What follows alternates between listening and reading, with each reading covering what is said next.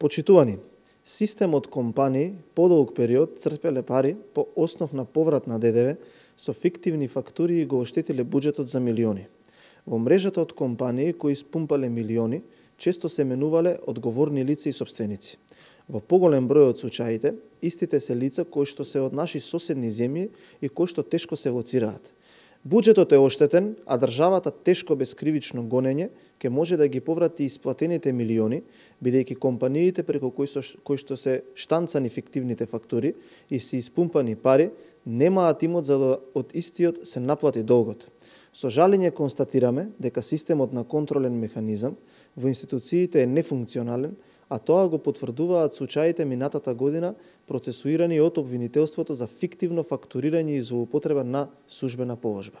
Криминалните мрежи, преку фиктивна документација, како и фиктивни фактури и фиктивна евиденција, го исцрпуваат даночниот потенцијал од буџетот, а сведоци сме дека државните институции, кои што се задолжени да го контролираат истото, изминатите години немаат превземено никакви мерки.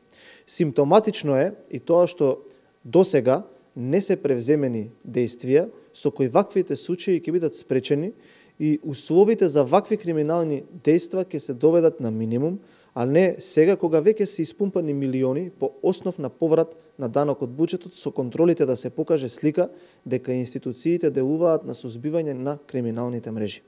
Прашање е уште колку милиони од платените даноци од граѓаните се исцрпени од криминални структури и зошто не се создадени системи кои ова ќе го спречат. За познавачите на даночната политика е сосема јасно дека ваков систем не можел да функционира со или без управата за јавни приходи.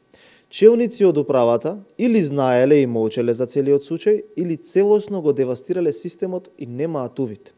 Никогаш не било положено. Затоа е важно да ги поразиме. Ви благодарам.